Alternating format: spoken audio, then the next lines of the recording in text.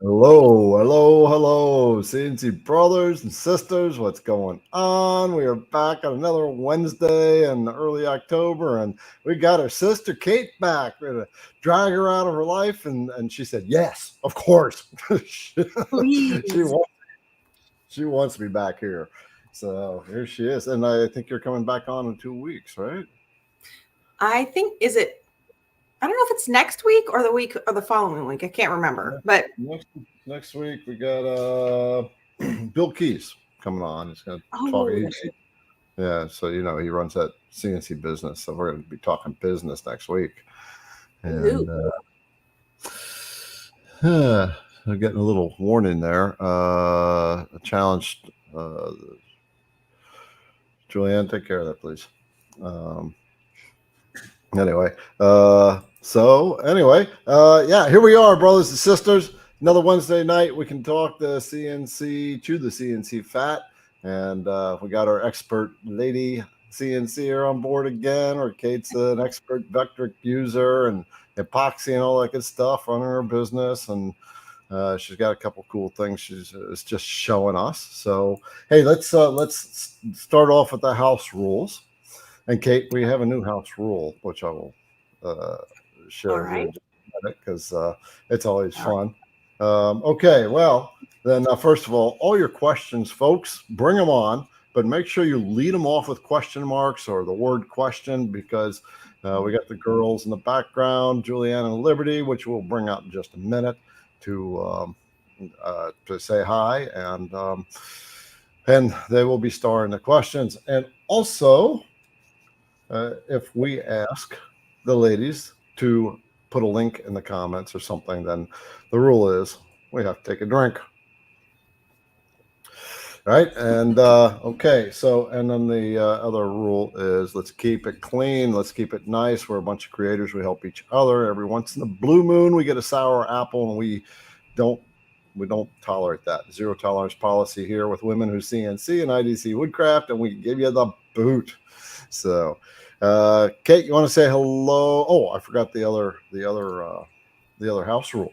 So folks, whoever is new here in CNC, or you're new here with us, or you just ordered your machine, or you just received your machine, then make sure you put it in the comments, because we all get together and do the happy dance. So the girls come on board and we do a little happy dance for each of you. So make sure you let us know. And got another little thing I'll share with you in just a little bit from one of our CNC brothers sent me something, and you'll want to know about it. So Kate, you want to say hello real quick, and then we'll bring the ladies out. Yeah, of course. All right. So good evening, everyone. So good to be back. And let's say some hellos. So we've got Jack in the shop. Hey, everyone. Says Kate is back. Holy smokes. What a welcome. I love that. Thank you, Jack. Oz, good to see you, friend. Mark Lindsay. Mark, I saw your video of your wrench and your bolt, the system that went together. That is so very cool. I wanted to make mention of that tonight. All right. So of course you guys know Julianne's in the background. We've got Brian, Jeff, Gary Lynn. Let's see, Madra's on here. You guys all know that's Ellen, Roland, Misty Woods. Liberty's in the background going love, because she got a lot of time with Ellen down in Texas. I love her. She's so fantastic. Yeah. Okay, so Misty Woods, obviously you guys know, is Dion. He's one of our regulars. So it looks like we've got Steven, Raymond, Brooks is back, John.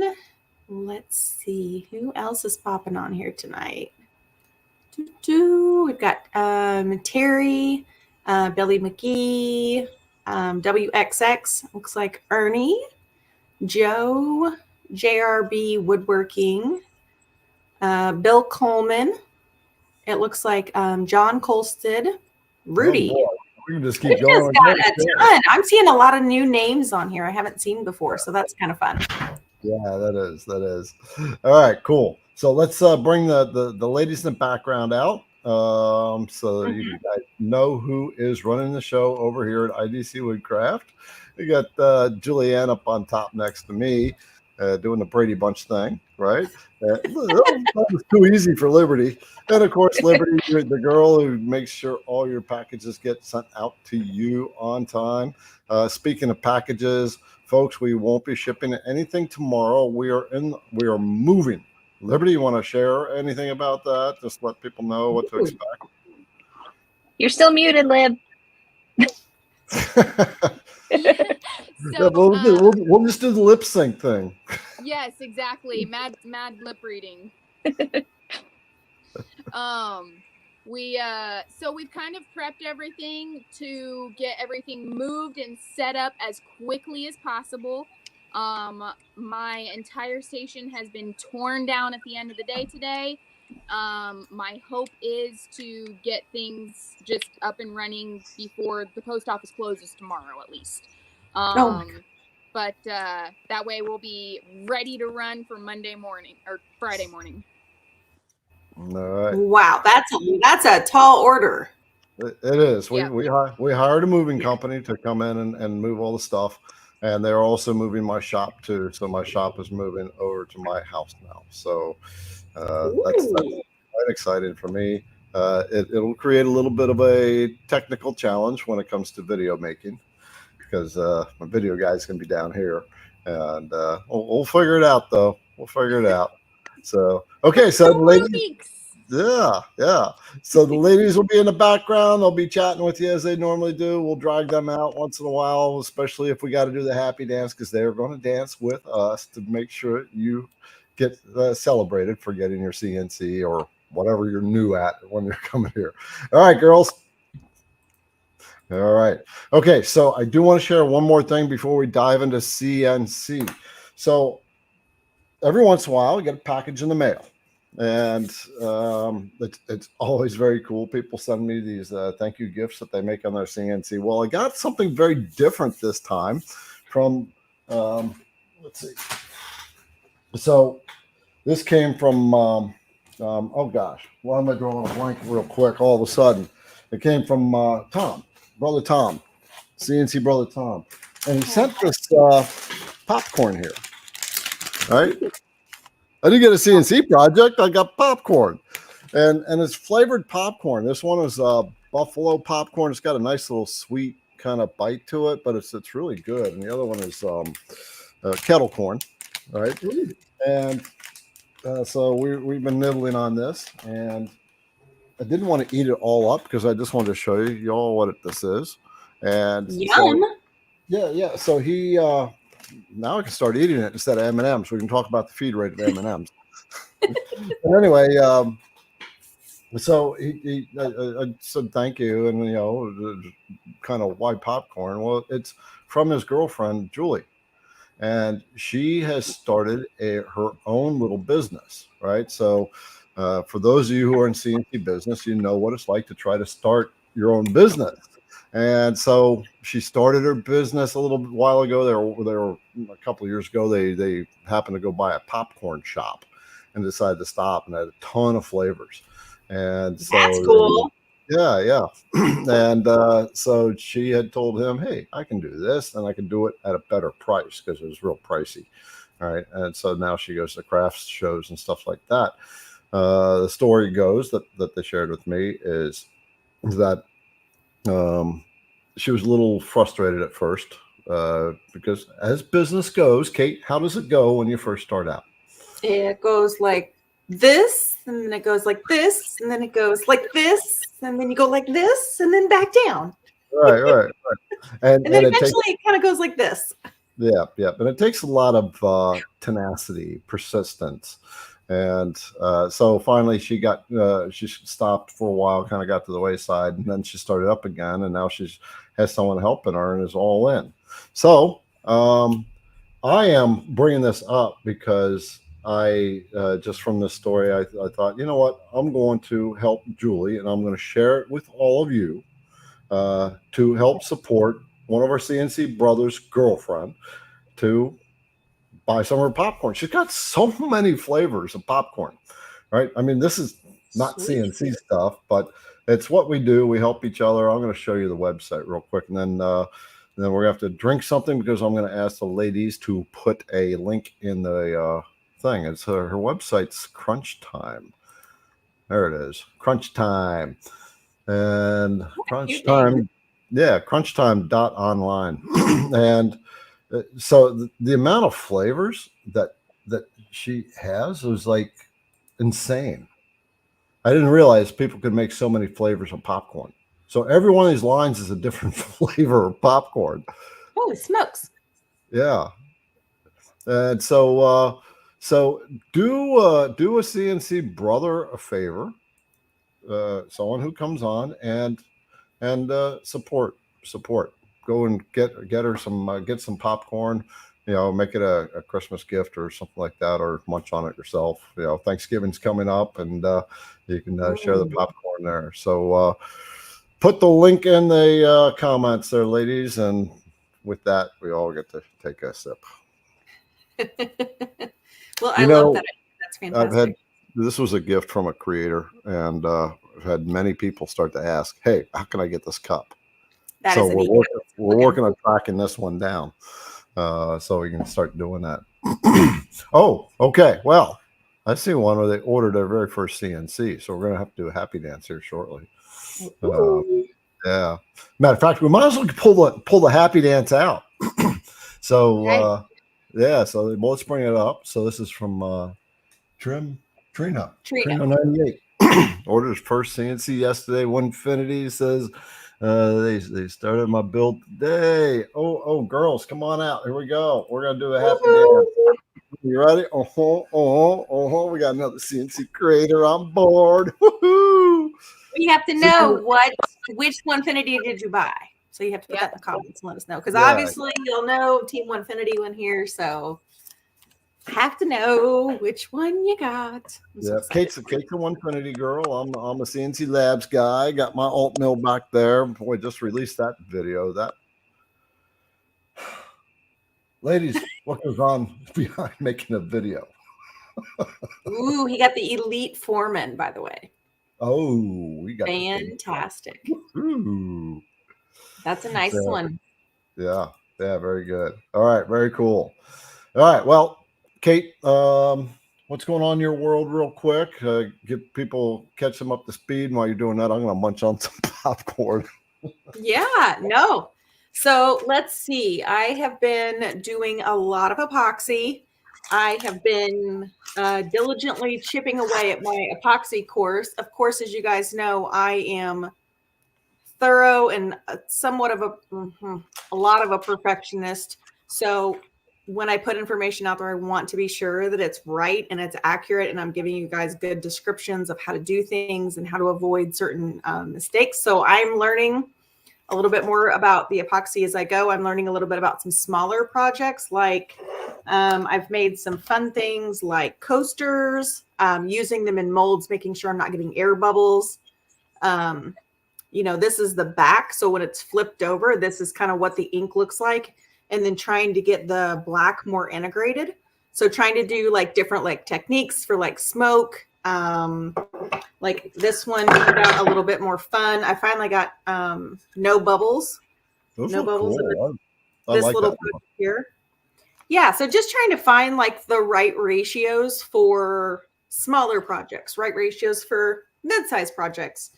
So let me show you. Let me get something here. Hang on. Let me grab a rag. Ooh, maybe not. Hang 1 second. Okay. I've got to get. This is good. This is the buffalo pop. I've also Oh, that's the buffalo? Yeah. It's got a little bite to it, but it's a sweet bite. Ooh. Okay. So this is the back. I just want to say, if I remember right, they're sending me some bourbon popcorn. Ooh. My husband would love that. That sounds good. Yeah. Yum. All right, go ahead. Okay, so let's see here. So I've also got, this is the back of the project, believe it or not. This is olive wood from Turkey. There's a really good, it's olive wood supply. I found them on Instagram. It's really great. But this is the top side of the project. So you can see I've kind of got some really like subtle swirls in there. But getting the pieces against the mold and not getting gaps, not having a bunch of issues. And then also you can see I've been working on my epoxy edging and not having the epoxy chip, and then figuring out some different techniques to put on the bottom of this. So when it drips off, you have a much smoother edge. You don't have rigidity here. So that's something really cool. This is a 24 by 24. Trying to figure out the right type of surfacing, like what percentages you'd want to use if you are using a CNC, because I definitely want to make sure that I integrate that type of information into my course, because a lot of us are CNC creators. That's our community. That's what I'm a part of. So I don't want to exclude that.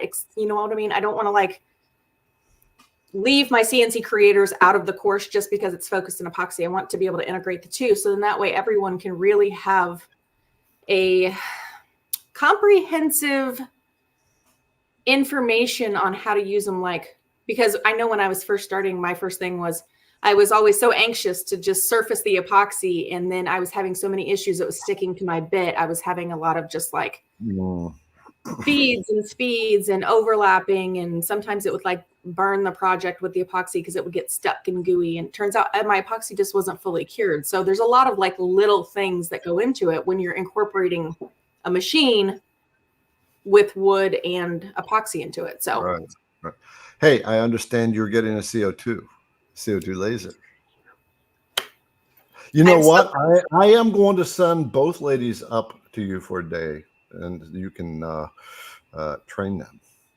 Because both on epoxy and on the light burn, the laser stuff. Look at them there in the background going, whoo, whoo, whoo. Oh, I'm gonna bring them out. Wait a minute. This was too much fun. So folks, I get to see these guys in the background, and they're back there going, yeah. Well, well, let me know. I just saw a comment from Charlie. He said I was a little blurred and a little intermittent. So are you guys seeing that a little bit? Well, you're coming into me okay. So okay. You get a little. She gets a little blurry once in a while just because she drinks all the time. I mean, because her connection might be a little weak. So you did get a little blurry, but not too bad. Okay. All right. Good. All right. Okay. So anyway, let's start hammering out some questions. We already got a bunch of them out there. Holy smokes. All right. Yeah. Let's see here. So I'll let you go ahead and pop out the first one there. Sure. From a brother, Gary. Hi, Gary. He says, hi, all. Hello, ladies. Drink is in hand. If I am a man but identify as a woman, can I join Women Who CNC? Gary, my friend, we know you're a man, so the answer is no. Way to go, Gary. Just spitting at the wall. Oh, my gosh. You're a hot mess, Gary. I don't know what I'm going to do with you. My goodness. Yeah, what a trip. Yes. I love this community. Oh my God. Oz, brother Oz. Says, hey, Garrett, I can ride my long mill, but he has to tie his beard. So I finally released the alt mill review video today, and I rode the alt mill. Julianne stopped me just before I was going to get on it. She made me wear a helmet. So I had my helmet when I was riding my alt mill in the video. I don't even know what to. I'm just speechless at this point in the game. Yeah. So I will tell you when I get so I'm doing some upgrades. I'm doing some overall upgrades to the shop because I'm just really, really struggling to keep up with all of the things that I need to do, because it's great that I have the 4x8 big machine out in my shop. That's great for surfacing this and that, and I can have the CNC running. But sometimes I don't know. For those of you who are running a business, it's a little bit more challenging to just have one CNC and not like a laser, because it'd be so nice if I could cut the intricate little parts, work quicker, shape those out, do what I need to do, and then place them on, like, let's say a piece of live edge wood or inlay work, which I'm starting to do a little bit more of, but not just using the CNC to pocket it out and then getting a really accurate cut on the laser, because I can really narrow that kerf and then drop it right in. It just makes my life so much easier, because as you guys all know, it's like you've got to figure out the allowance offset or the offset or whatever it is, negative 0.002 or something.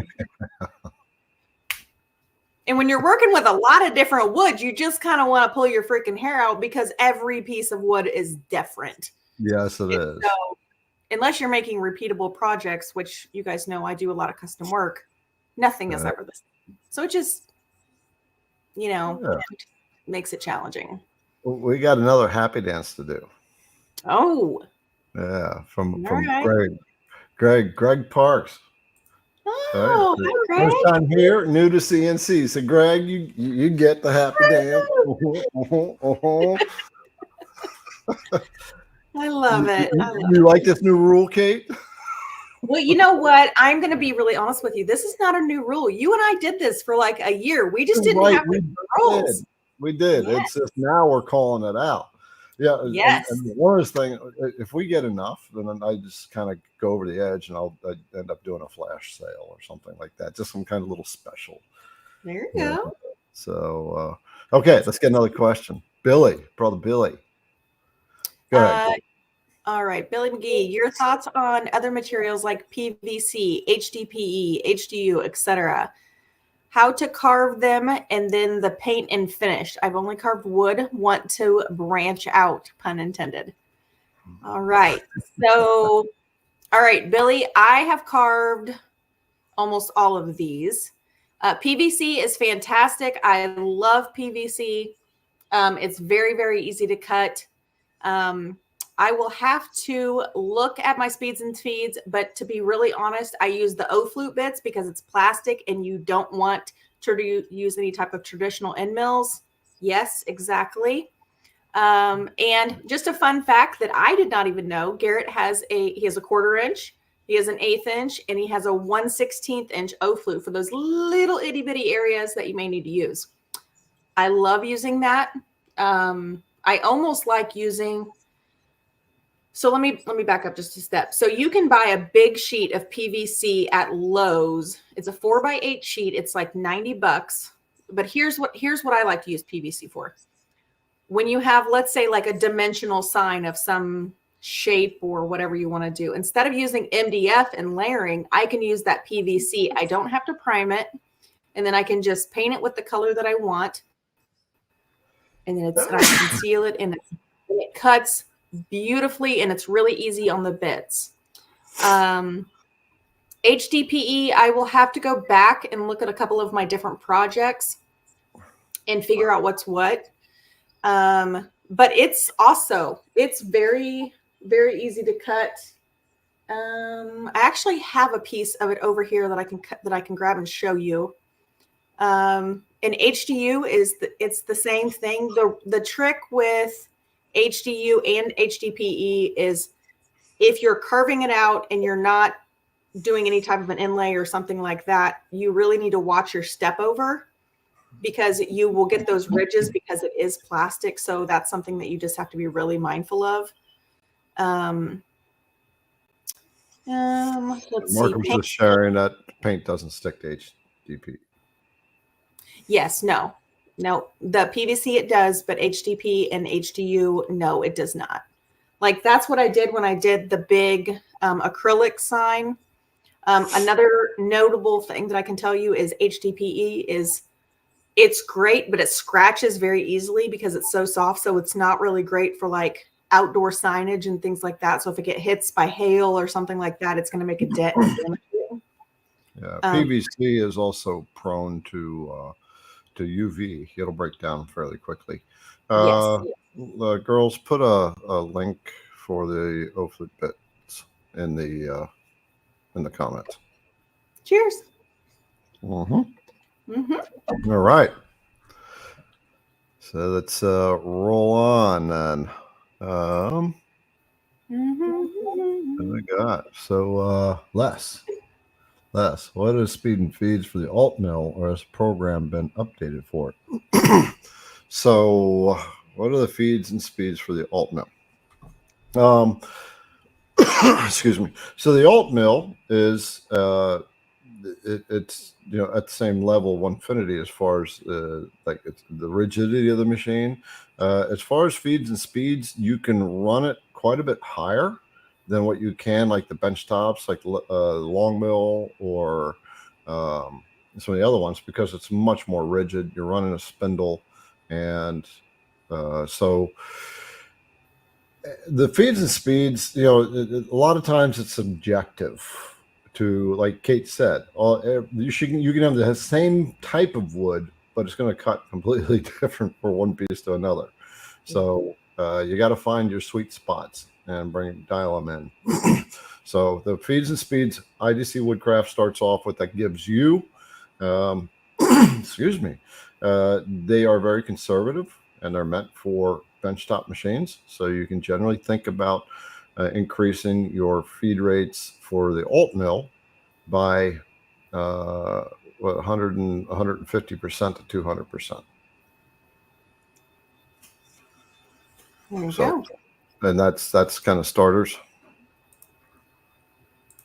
All right, so hammer, like the name, and I like the icons next to the name.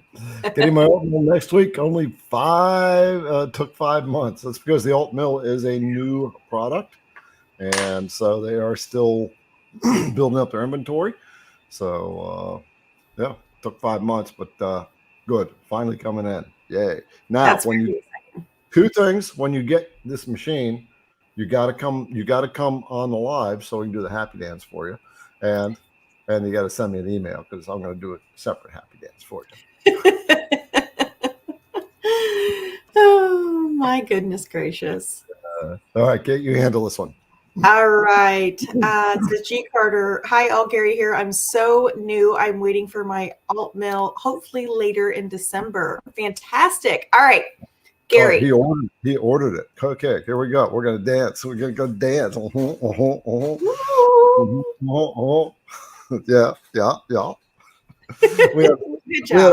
We had to start coming up with the IDC boogie or something like that. Yes. Yeah. Yes. I love sure. that. That's fantastic. All right, super cool. There's another one for you. All right, Ryan. He says, "Good luck moving. Bits are ordered. Just unboxed the alt mill today. It's been sitting here." We get to dance some more. Just unbox the alt mill, but that's good enough for another dance. Let's do it, girls. We need to have like what do you want to say? We need to have like some background music that like plays like a song or something, like some Katy Perry or something like that. Get on it, girls. Figure it out. Just be like, dude, play, start. Yep. If anybody can figure it out, they can do it. Oh, there we go. Yeah. All right. Hey, before we address this quick question, I wanted to say something to Gary, who said that he had placed his order for his art mill. I want to give you one really solid piece of advice. Please take this time. Do not waste it. Use this time to learn your software. There will be 1,000 days where you can build your bends. Yes, your table is very important. Make sure it's very structurally sound, all the good things. Make sure it's extremely level. But the biggest thing is for a new CNCer, and so many people overlook this, is the software. I'll get to you in a second. But make sure you are taking the time to learn the software. Garrett has a ton of videos. Mark Lindsay has videos. I have a few videos on my channels about that. There are just so many different creators out there. But what I will tell you is to really stick with a couple different creators, like Garrett's beginner videos. And you can work all the way through Mark's. Kyle Ely from Learn Your CNC is a fantastic course to work with. It starts at the very, very beginning with VECTRIC all the way to some of the most advanced projects you'll probably ever do in your lifetime as a CNCer. But if you don't do that homework and learn your nodes and learn your lines and learn how to import things and all that good stuff, it's literally a really expensive paperweight. Literally, that's the bottom line, because the software is what tells the machine what to do. And if you don't know how to run the software, you're not going to get what you want out of your machine. And then you're going to get really frustrated. Yeah. Like Mark Lindsay says, the good news is your machine is going to do exactly what you tell it to do. The bad news is your machine is going to do exactly what you tell it to do. And what that means is exactly what Kate just said. If you don't get versed in your software, you're gonna send something to your machine, and it's going to do something that's unexpected. Yeah. So yeah, we have start to piling up some different pieces of scrap wood. Right. Yeah. And start off with some MDF just to play around with it when you start carving. So Kimberly has donated $20 to dance lessons. And by the way, so folks, last week and the week before, you contributed to me getting you contributed to us going out to the steakhouse. So this week has not happened. So I think Julianne has planned it for Monday. We are going to the local steakhouse. Yep, Monday. And so thanks to the contributions you folks have made. That's great. And then I guess after that, we're going to start dance lessons. Thanks to Kimberly. Yes. Anyway, yeah, Kimberly donated. There's a little $sign down below, just below the video on the IDC channel. And if you want to, just for bringing, being on board here for a couple hours, you got 4 people hanging out here with you to help you with CNC. All right, let's handle Joe. Yes. All right. Question. I have had an issue. I'll tell you what. Why don't you read it? I feel like my thing. Okay. I've had an issue with small pieces getting pulled up from my dust collector. Is there a way to get it out when I stop the machine? Have done this, and there's a way to move the Z-axis. So basically, it's cutting and the chunks of wood are getting sucked up in the dust collector, and then he needs to move his Z out of the way because the pieces are up underneath the not the dust collector, but it's the way it's sounding. It's getting stuck up in the dust boot.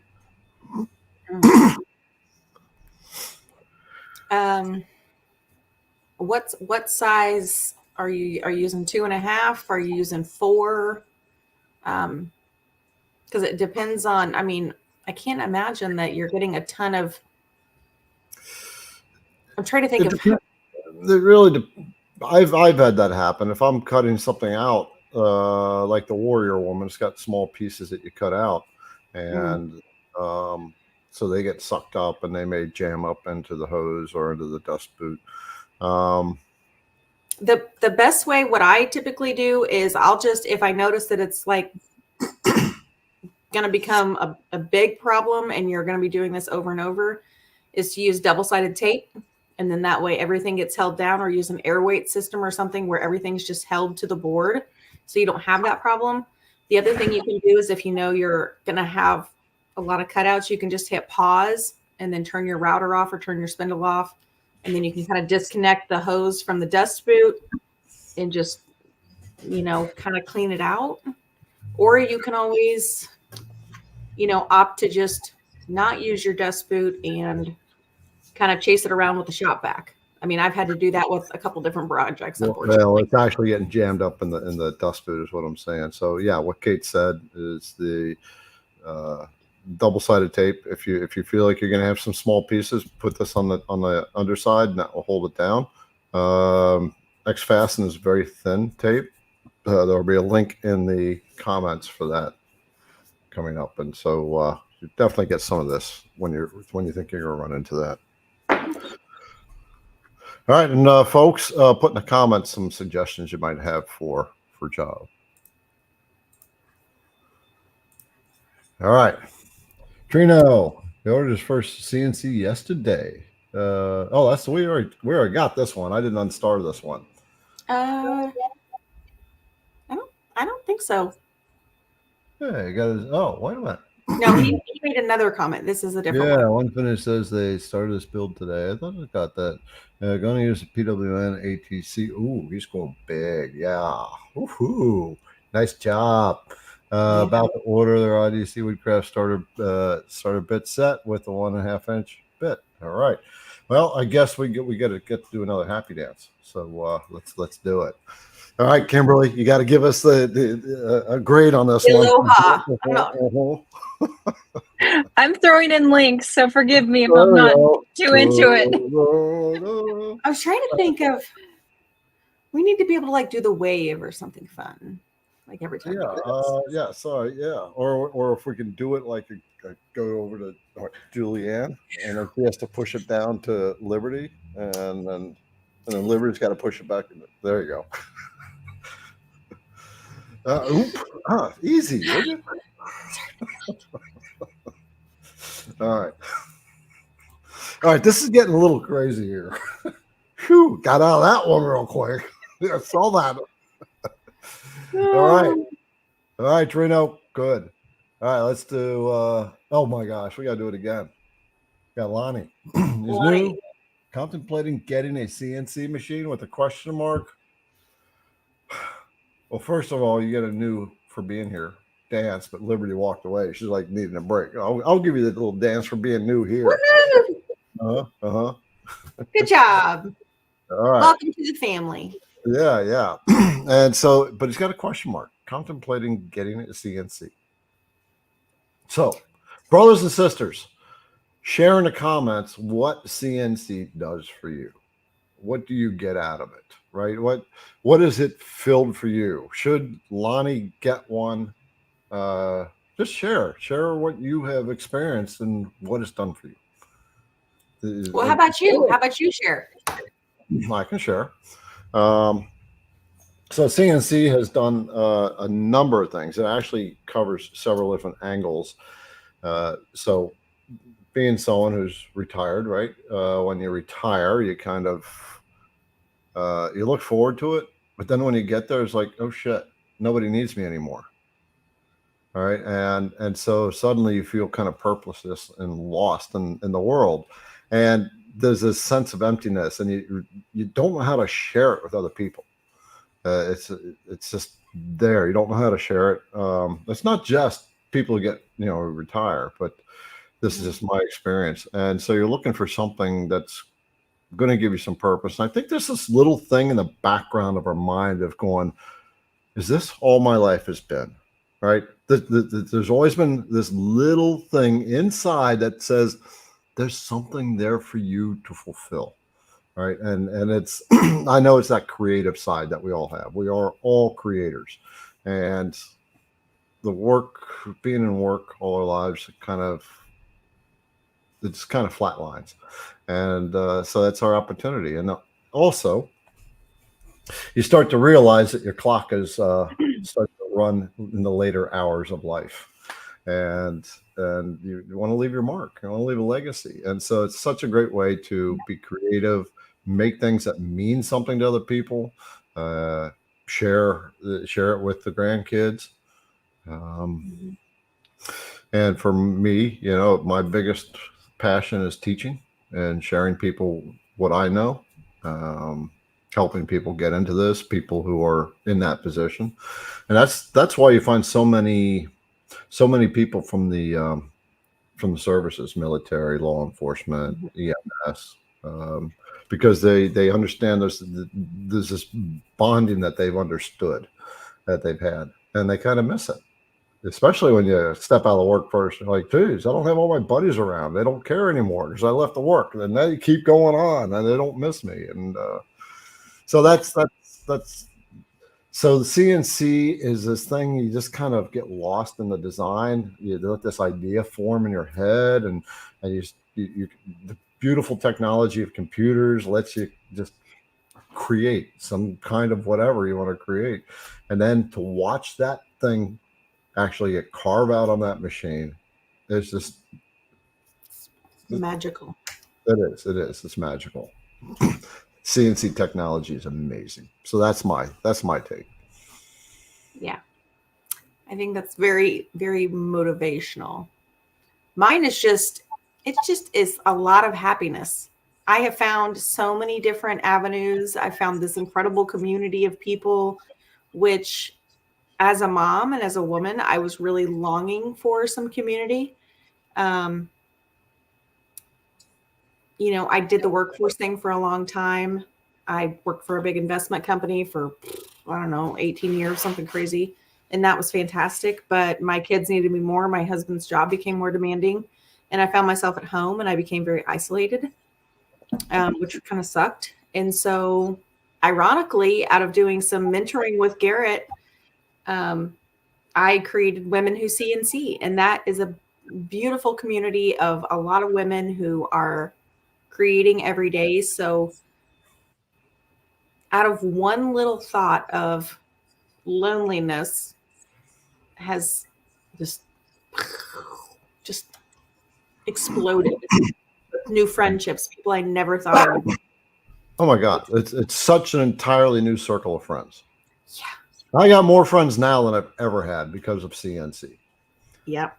There's even comments coming up. These guys are, you know, Alan, 26-year veteran. And where was it? Another one, 20 years military vet. Right. I mean, they're just all over. Right. And there's so many of them in this. Harold Mayberry, who shows up all the time. Yeah. He was in it. He struggled with PTSD and he found that to be the best therapy he's ever had. Yeah. Well, there's just so many different things that you can do. And, you know, I'm gonna quote Ellen here for just a hot moment, but she says, there's nobody like making a friend when you're making a CNC project and you connect with that new friend and you're like, oh my gosh, you got to check out how this bit worked. I got it to work through the Aura mask and it's so cool. And I love this card and it's amazing. And you're like, and then like you go tell your friend and they're like, oh, that's nice. And you're like, they don't get it.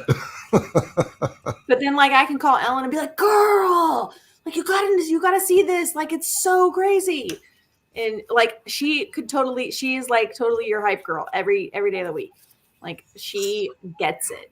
And when you meet those people that you connect with, or like in some groups or communities, it's amazing. Yeah. Yeah. So, share about Women Who CNC. Yeah. So Women Who CNC is a great Facebook group.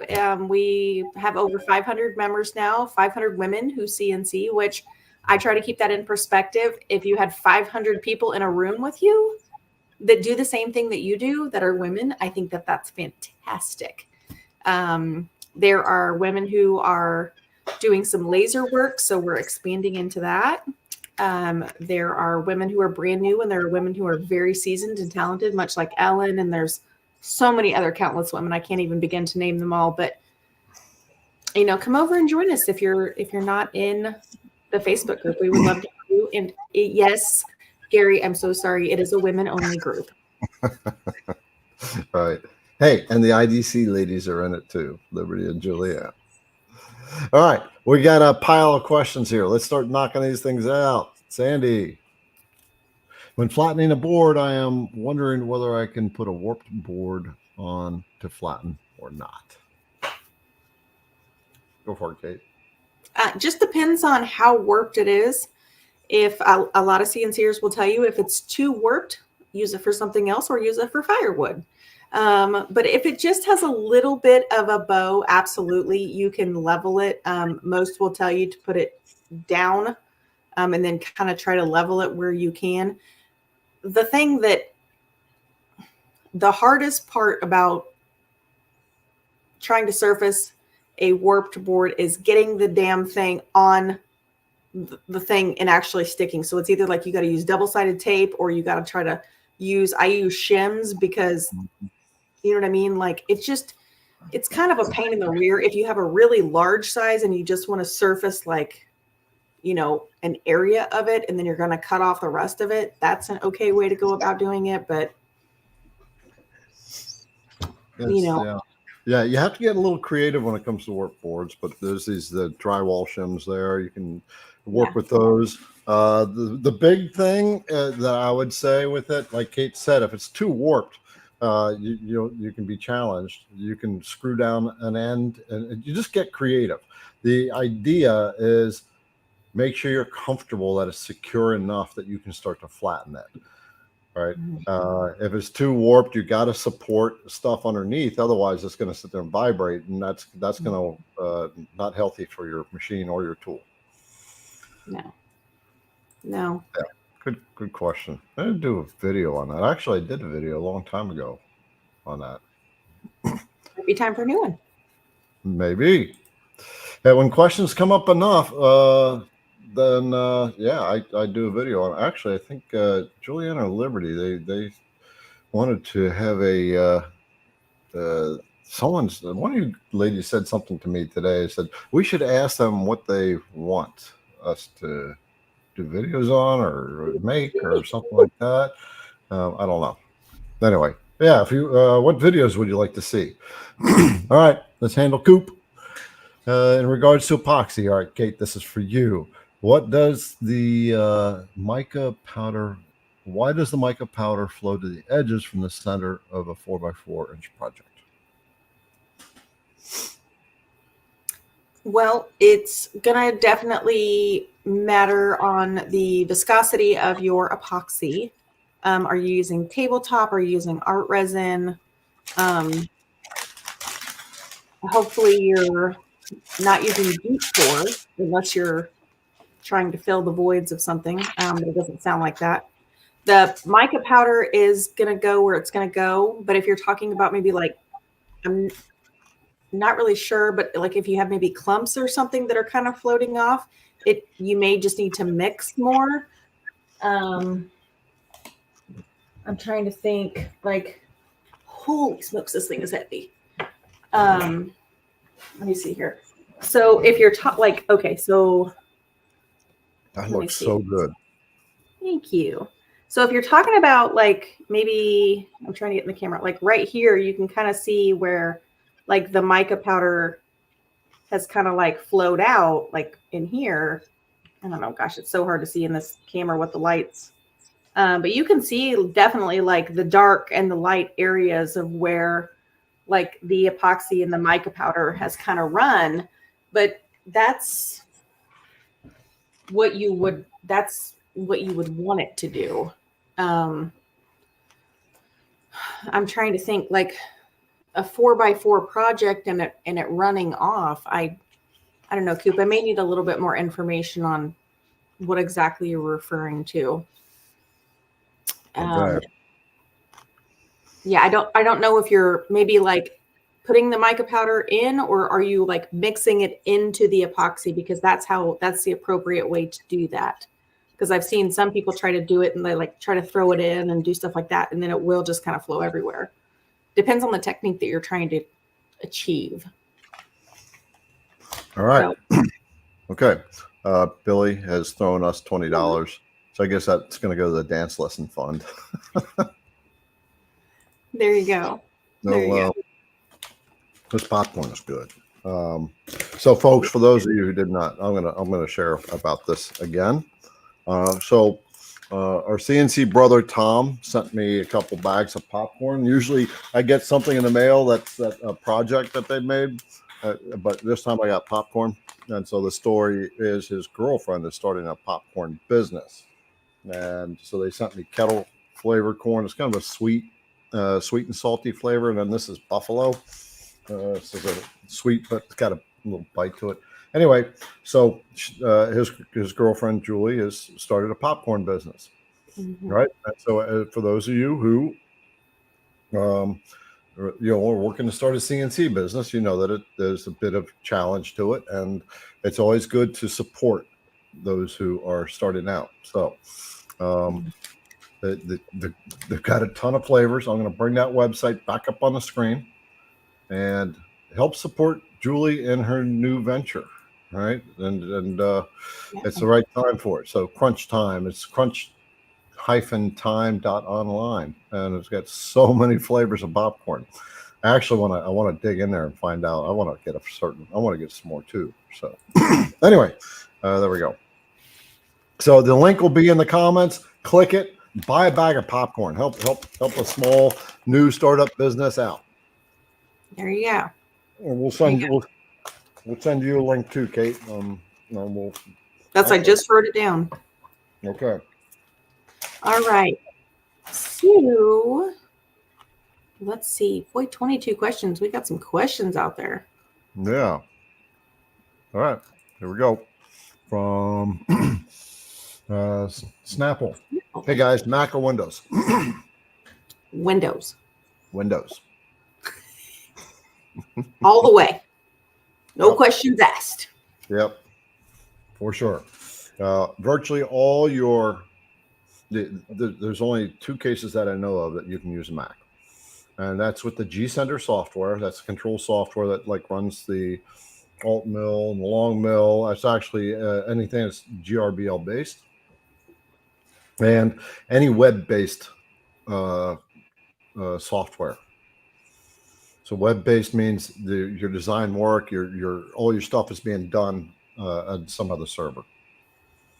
But if you're going to buy VECTRIC, which both Kate and I use and teach on, and by the way, if you need any one-on-one help, Liberty teaches VECTRIC through IDC Woodcraft. You can go to our website and you can go find it and get some one-on-one lessons.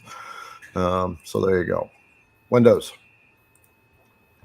Coop. Epoxy again. What do you recommend for eliminating the sharp edges on a hardened project? Routing or sanding? My personal favorite is a router.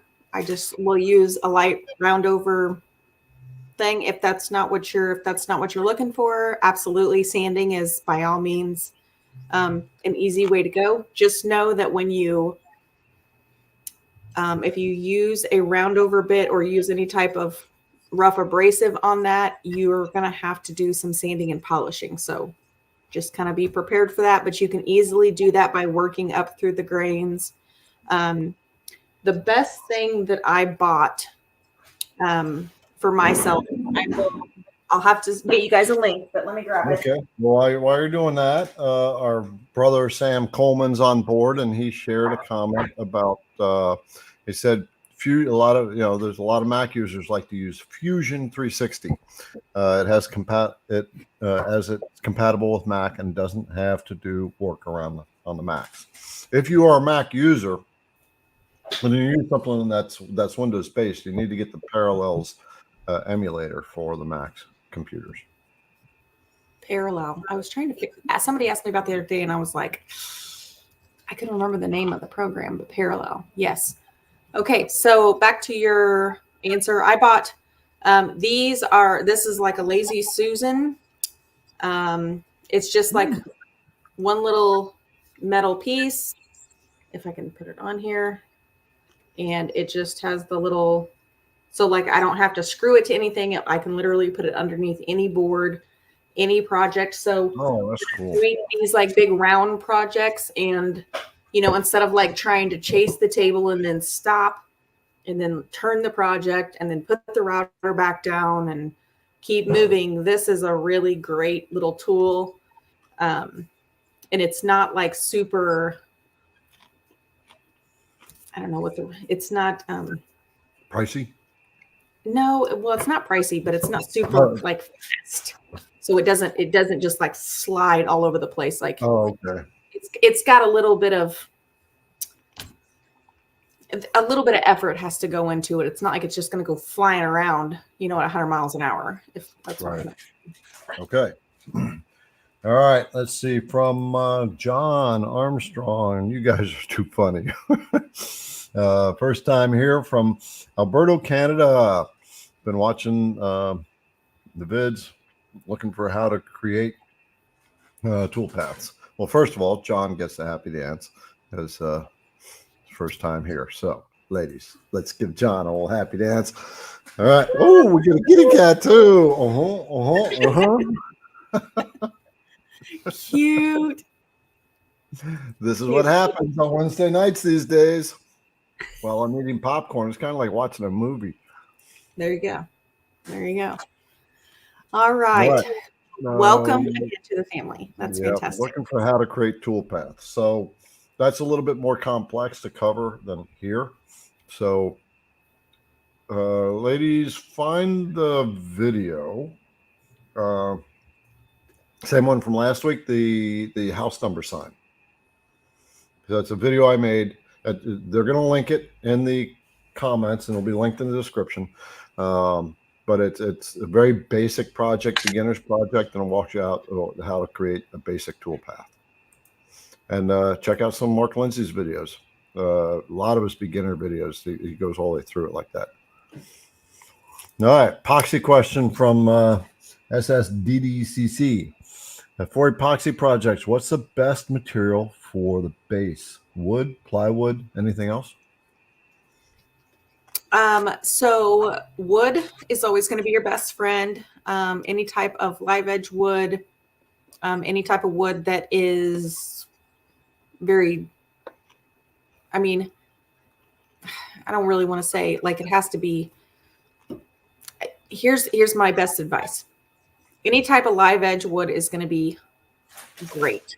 The thing you have to be careful with if you're doing any type of CNCing with a light colored wood is you have to put a barrier, and it's called sanding sealer, in between the light wood and your epoxy coloring, because you will get bleeding, which is not a lot of fun. That's not a fun thing to learn and figure out when you've carved a project. You've done a lot of things. Now, I will tell you, plywood, no, stay away from plywood at all costs, unless you're simply using it for maybe like a little table or something you're going to work on, and you're just looking to do like a simple little flood coat on it. But it's just layers and layers, and it's just going to suck into it, and it's just going to be a big waste. Really? Yeah, it's just. What if you use a sanding sealer? I mean, to be honest, I mean, what are you going to make with plywood and epoxy? Yeah, plywood's not a pretty wood unless you're working on birch. Yeah, a birch ply, but even then, it's just not great because I don't know. It wouldn't be my go-to. Like, I don't know, unless you're creating some type of like wild painting or something, and you're just doing like a different design on type of birch. I mean, that's an option, but if you try to like run it over the sides, it's just going to like seep in, and then it's going to be a hot mess. So, right. I mean, if you're framing it or something like that, that's a whole different story. But you would need to seal any knots or anything like that. Right. But any type of hardwood, I think you're going to be safe with. That's going to be your best bet. Okay. Well, I got to stop eating this. This stuff's good. My brother Bill here today. It was like a chocolate drizzle. Oh, so good. Yeah, brother Bill is here. So Bill was watching me from the beginning, and he was actually the first creator that I ever met when I got into this. He actually came up here, and he was moving out to Arizona. So he always he knows my cactus story, and so he's always putting the cactus symbol. So in anything he sends me, he always puts that cactus symbol in it. Well, that's his trademark. Yes, it's his way of saying, it's just, hey man, I'm your buddy. He gets it. Yeah. All right, we got Eric. Question: when cutting melamine, should I just go to depth with a compression bit or step it down? Eric, this is a great question. I actually just bought a piece of melamine, and I was asking myself this very question. I think I am probably going to go with, I'm going to try the compression bit first, and I'm kind of plunge down into it because it's not like a super dense material. I mean, it's heavy, but it's nothing that a bit can't handle. How's that? That's what I would say. I'm smiling because Brooks said he figured out the feed rated popcorn. 75 per minute. That's a lot of popcorn. That is a lot of popcorn. No, I kept shoving my face. I didn't realize how much I was shoving my face with it. All right. There we got 12 questions out there. Get your questions in because we have to cut them off soon because we got the list going. But so Tim, Kate, did you ever do anything with the epoxy poured table, or is it not repairable? Okay. So let's just have a very honest conversation. Let's do the backstory first. Okay. Yes. So a little bit on the backstory is Garrett came to my shop here in Indianapolis, and we did a live epoxy pour. It's actually on both of our channels under the live tab. My channel is The Women Who CNC on YouTube. And I shared a ton of information about pouring an epoxy table and all of the things. He had a huge table. I built the mold. I did everything. We walked through every little thing that was humanly imaginable. We did the pouring, we did everything.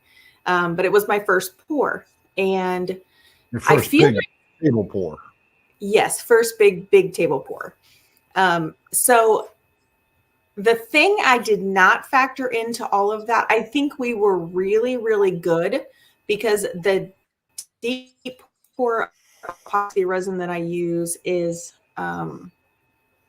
it's Upstart Epoxy. That's what I love for my deep pour because it pours so beautifully and it cures just incredibly amazing. So we did that. We poured because you can pour it up to 5 inches, which is incredible for a deep pour and it not get too overly crazy and not have a nutty exothermic reaction.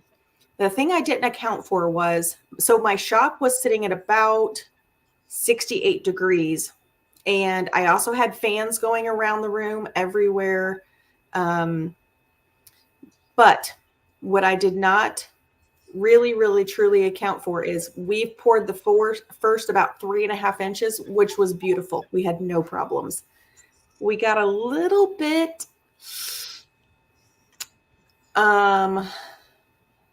what's the word I'm looking for? A little bit anxious. And we went ahead and we poured up to that 5 inches. Well, what happened was between the plywood from the table and the tape and the room not being cool enough, it heated up and it had that super hot exothermic reaction and it cracked the table, which was awful. And it didn't just crack it like that was a wide crack. It was like yay wide and it was like 5 inches deep, like across the table. It was devastating. I wanted to bawl my eyes out. I was so upset.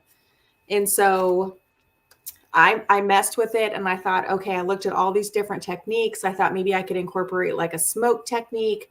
I flattened it on my big 4x8 table. I flipped it over. I surfaced it again. But what was happening is because of that exothermic reaction, there were spots that were just really funky. And I was going to have to either have to cut it down or figure out how to get it onto my CNC. I bought like a $400 plunge router, like all these expensive bits to try and like plunge down into it so I could just get rid of the bad area. It was a mess. And at the end of the day, what I decided to do was I actually I went back to square one. I cut the epoxy. I cut all of it out. I sanded the wood all back down. And actually, I have been repouring it, but I have been doing a little bit of a cool technique. And it's actually sitting right over here in my shop.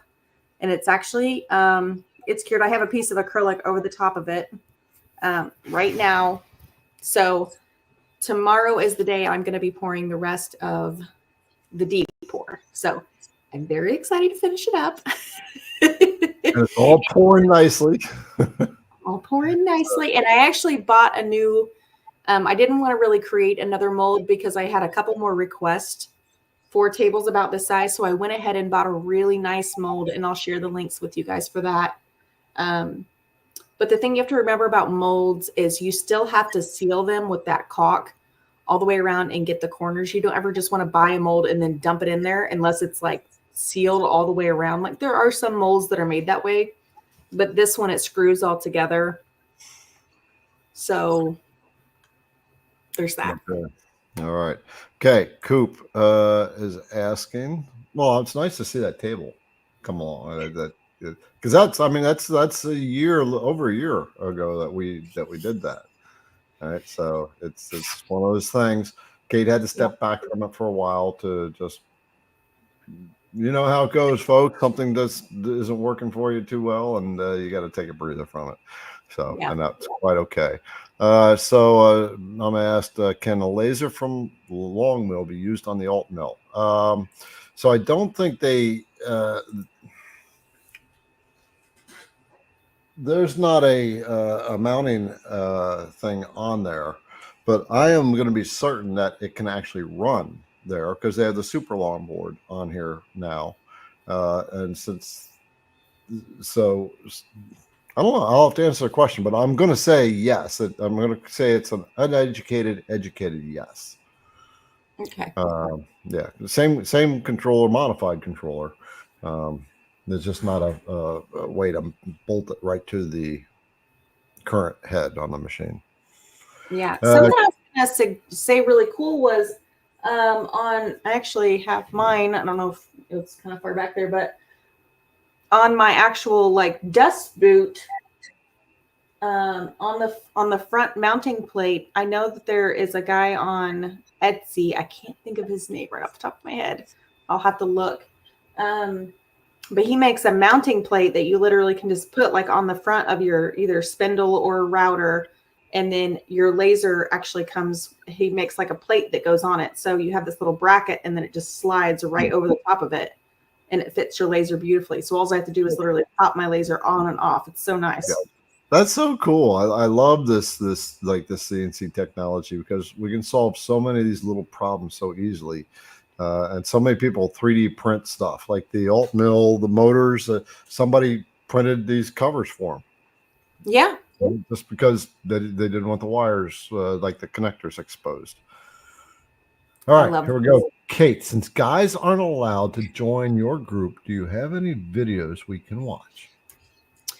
So Ronnie, yes, I do. Actually, I have on my YouTube channel.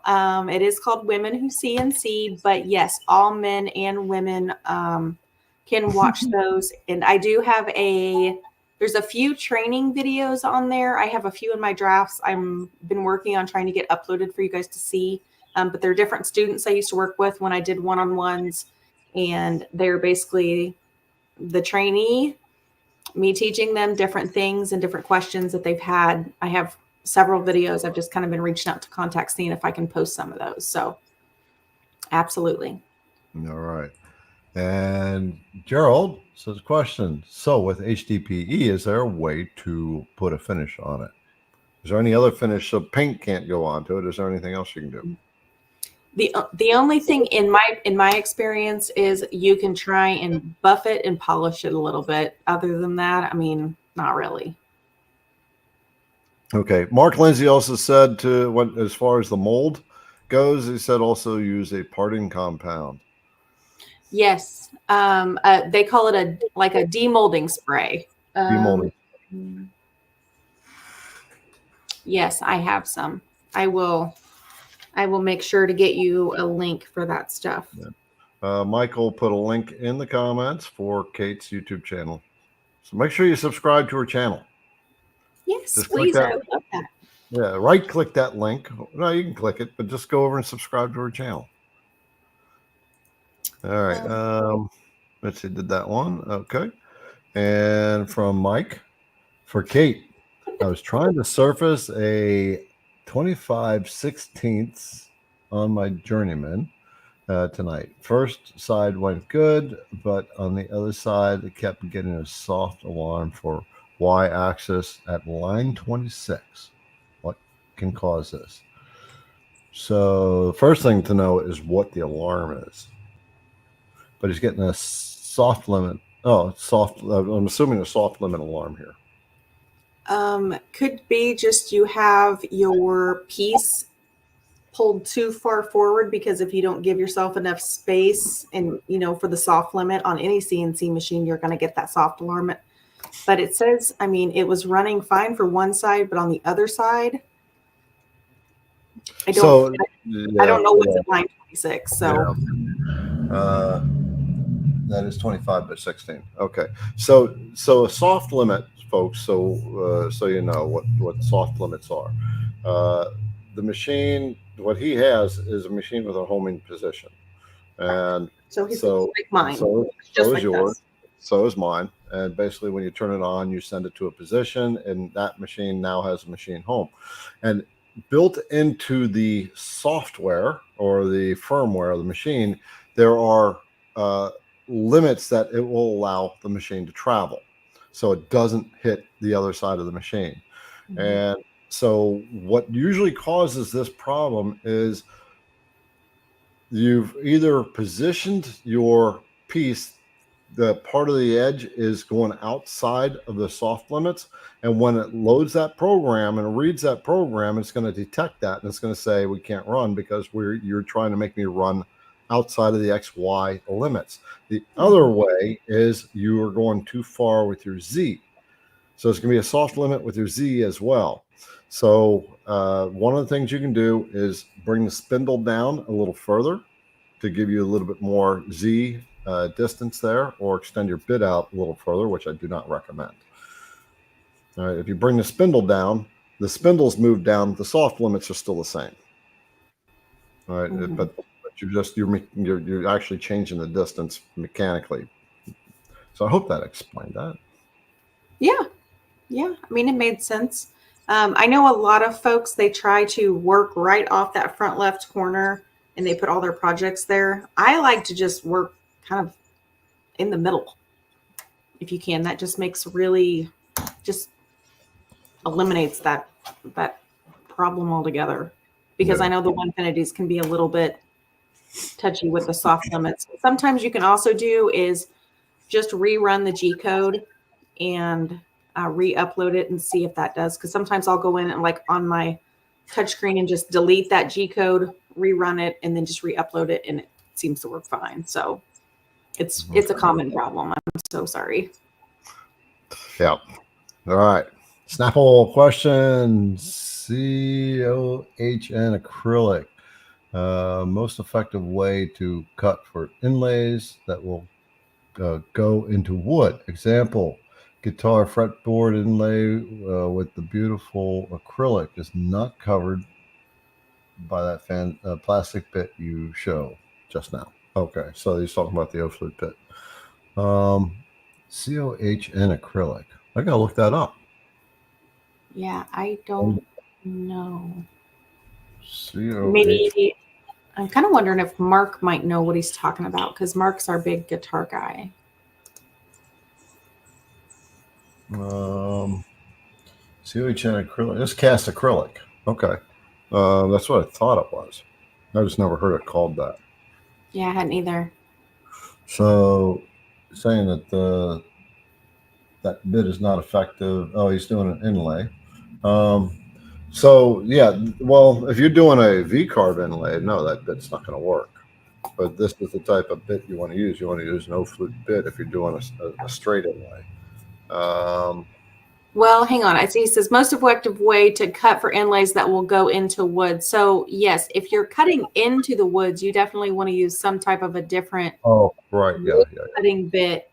If you're putting it for like a guitar, something small, I would say either the 1/8 or the 1/16 would be really good. I would have a 1/32. But Kate's right. Okay, so yeah, you're actually cutting into the wood. No, the O-flute will not work. That'll tear the wood up like no tomorrow. Yeah, no, you definitely don't want to use that. So the O-flute bits are strictly for plastics. Yeah. HDPE, HDU, PVC, acrylic, definitely cast acrylic. You definitely want to use the O-flute bits for that. Mm-hmm. So you'll need to swap bits. You'll need to swap bits between the wood and the acrylic.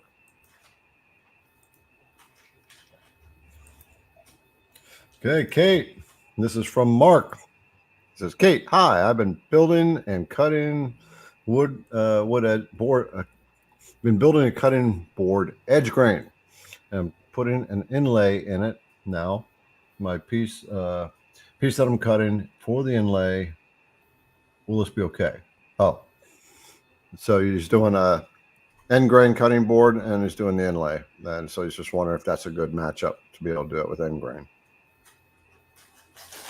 Yeah, I mean, I have seen lots of different ingrain inlay boards. A person I would highly recommend you check out is Jeff and Jess.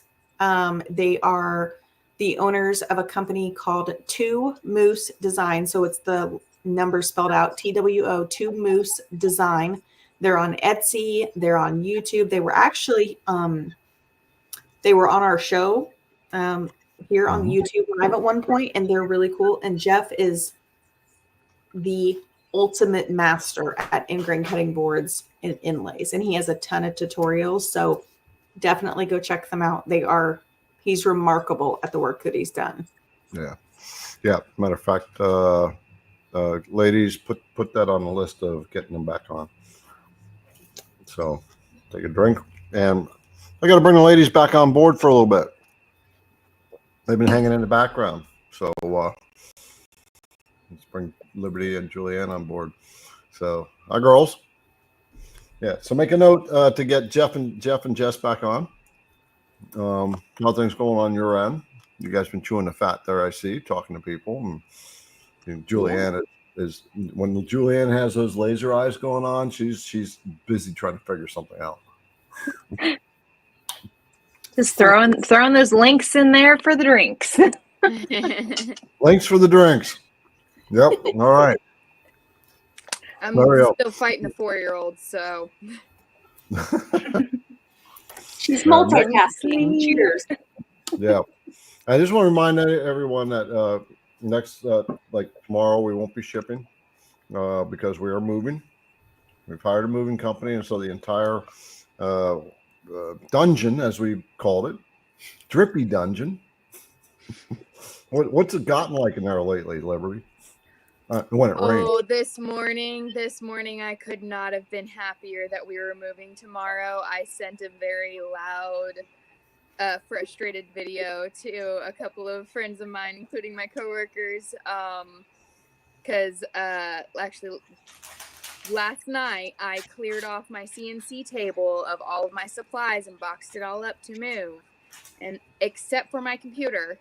And this morning I came into my table flooded, and our entire carpet was flooded, and the floor around my table was flooded, and I'm like throwing things everywhere. And then 5 minutes after I arrive, Julianne's desk starts dripping, so I move her computer out of the way, make sure all of her papers are packed up. I'm like, oh, we're moving tomorrow. Yeah. It's been a good deal for a warehouse cost-wise, but that the leaking has gotten dramatically worse in the roof. Dramatically. When the leaks start aiming for the electronics, you know that something needs to change. Mm-hmm. Yeah, it's now going for 3 out of the 4 computers, so we're ready. Yeah. So I moved out of my apartment, which I bought my house, and so the apartment's like right around the corner from here, and so I'm moving the alt mill and a lot of the stuff in the shop over to my new shop, and we're busy putting that together now. So, by the way, there's a project I just got finished making. That's a little more work to do. That's 31 wide by 39 tall. Okay, that's pretty cool. Big piece of MDF. It's something for a friend. They commissioned me to do it, and it's MDF. All right, I'm charging them $1,000, and he'll pay it.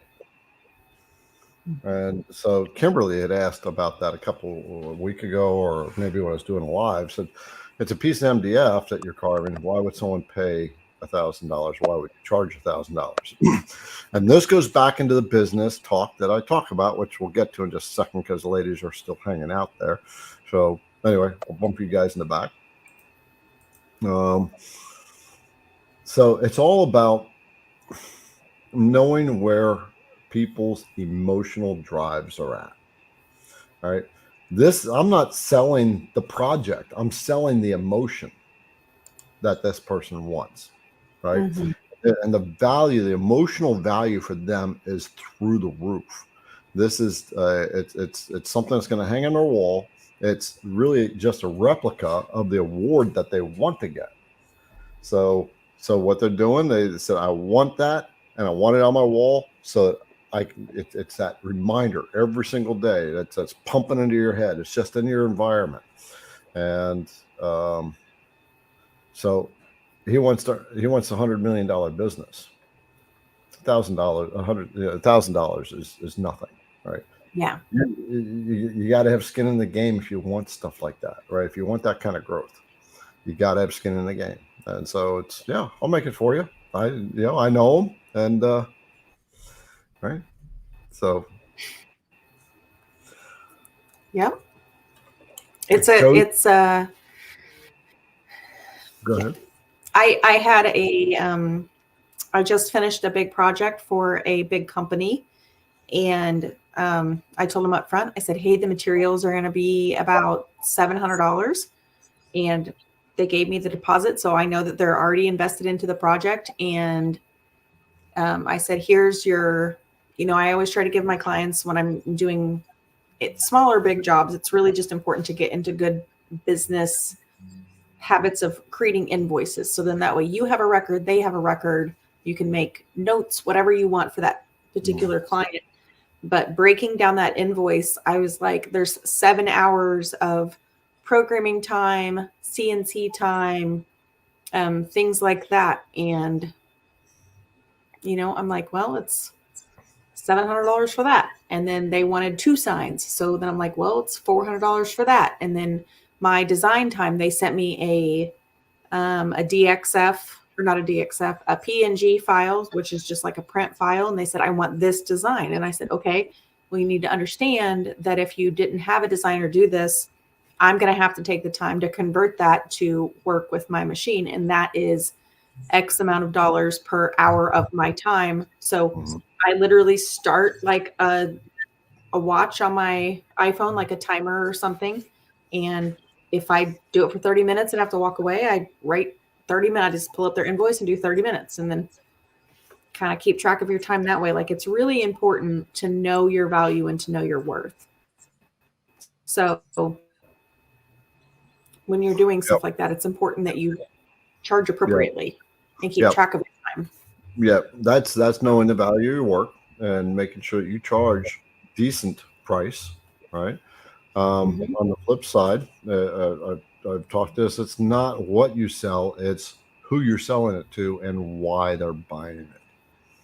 Yeah. Right. It's never about the projects that you make. It's about the emotions that they have that it's going to give them.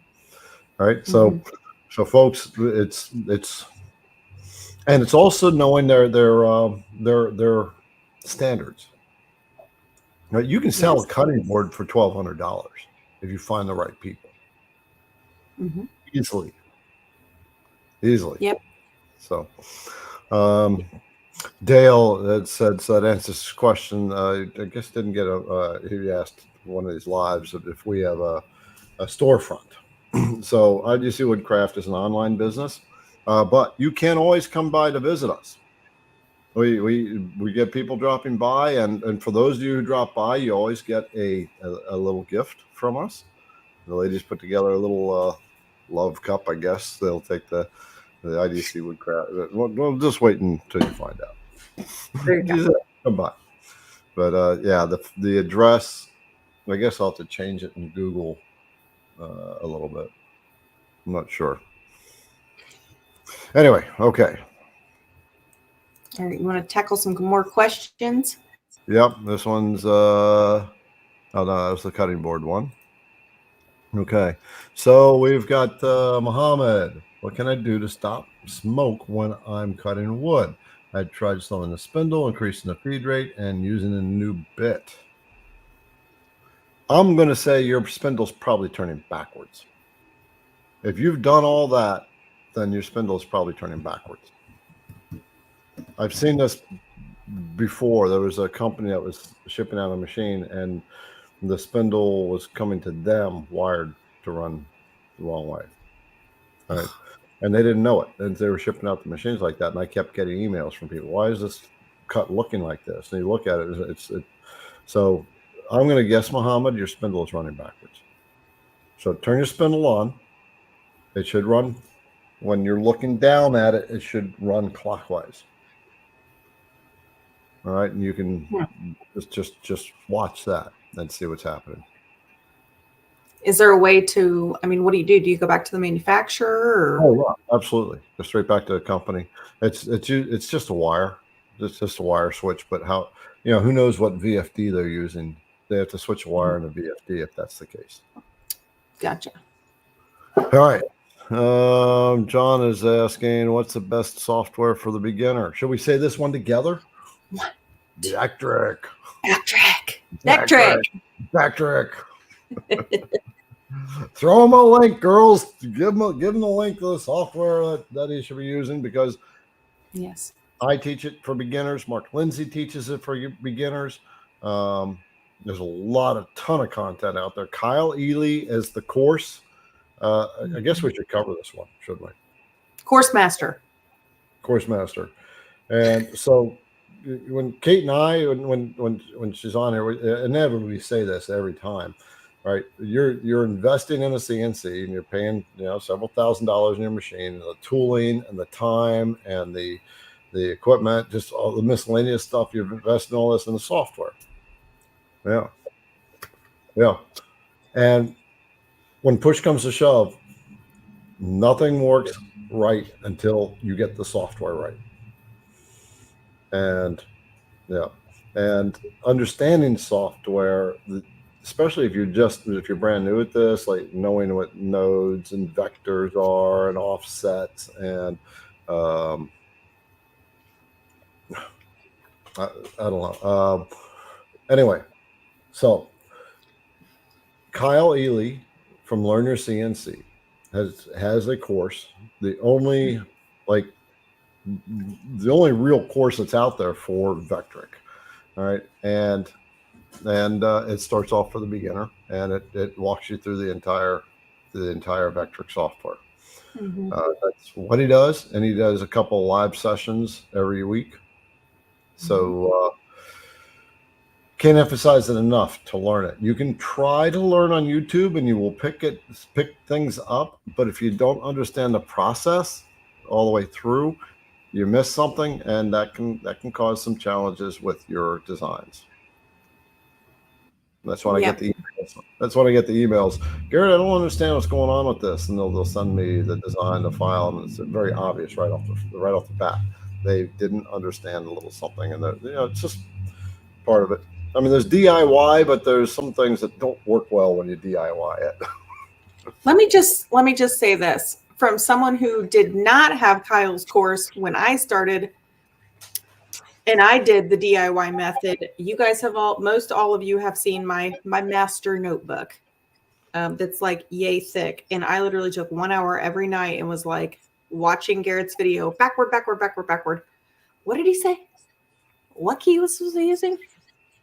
Write it down. Lots of notes, lots of you and Mark both, just book full of notes and trying to remember. And it's like studying, rinse and repeat every day. But with Kyle's course, I mean, he literally just has, you want to know how to surface? He's got a video. You want to know how to do a V-carve inlay? He's got a video. Mm-hmm. Step by step. Yeah. For those of you who are in Kyle's course, just make a little note in the comments. Tell them how that's helped you. Liberty, I'm going to bring you out, because Liberty has been doing Kyle's course for quite some time now. And so share. My experience is I love it. I always say do the practice. He provides some sort of download or guide after every single video for you to practice what he teaches you.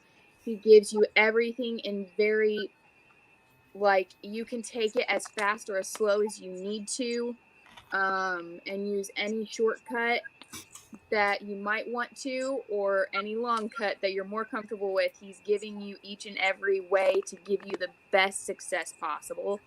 And yeah, take those notes, do that practice. Yeah.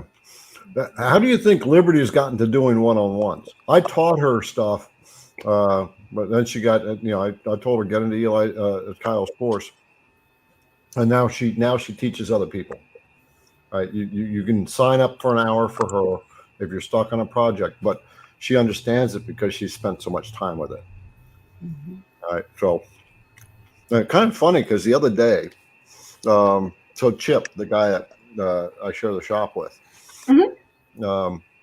he'd been asking me about something, and then one day he said, I asked him, I says, "Oh, you want me to make that?" He said, "Oh no, Liberty already did it." I went, Liberty did what?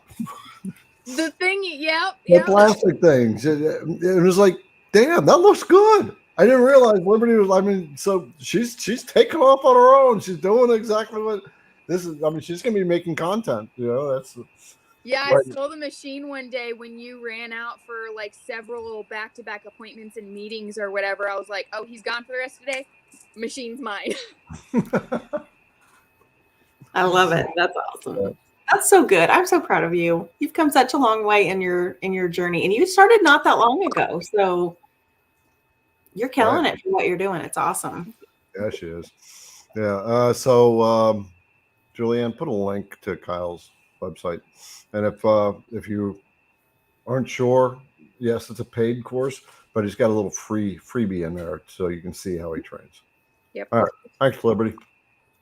And I think VECTRIC has like a 30-day free trial or something. No, they have a free trial version. Yes. Right. So you can download a free trial of any one of their versions. The thing is, the free trial will not allow you to generate the code to carve. You have to actually buy the software, but you can practice all day long with a free trial. Mm-hmm. We'll put a link. They'll put links in the comments. Okay. Oops. All right. We got John. Kate, have you tried to shut down the Onefinity for like overnight and then start back up when you left where you left off? So John, I have the original Journeyman X50.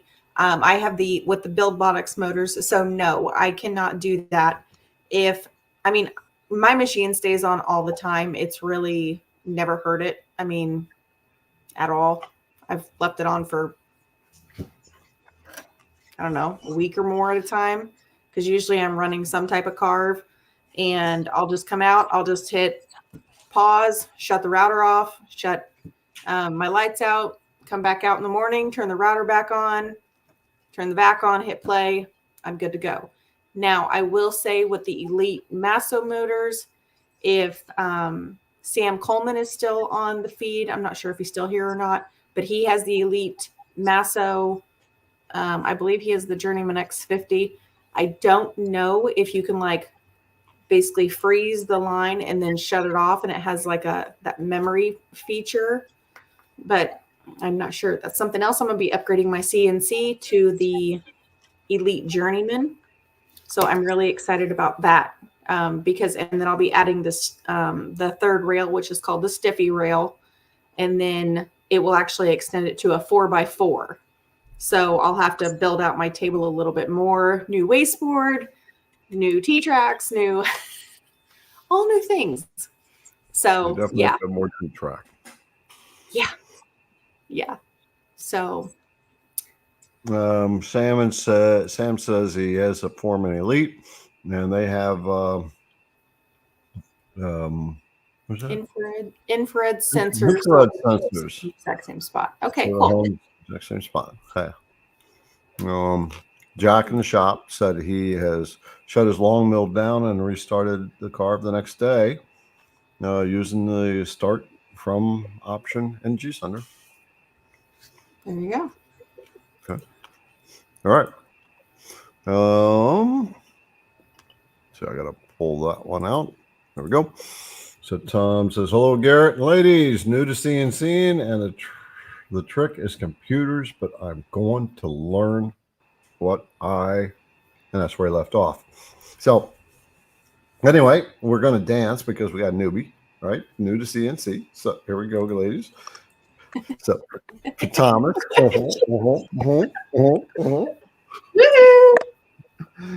Yep. Yay! Yep. And Thomas, where there's a will, there's a way. You can do it, brother. You can do it. All right. You got this. You are not the first who has been avoiding computers for a very, very long time. All right. And finally, you're like, you want to run that machine? You got to learn the computer. You don't have to be a computer scientist. Just That's what I was learn just going to say. Yep. Yep. All right. Jim is, I'm new to CNC. When do you use double-sided versus CA glue, which is preferred? Oh, well, we're going to dance again. Why not? They use the word new to CNC. We got to dance. So there we go. There we go. Let's do another dance. This is going to turn into a regular nightclub deal. I know. Listen, I'm getting kind of tired, y'all. It's been a long day, and this dancing is getting to me. Yeah. I'm getting a little Okay. furious. So this says double-sided tape or CA glue, which is preferred. What's your first thought? I'm I'm the same way. I'm the same way as Kate. It really depends.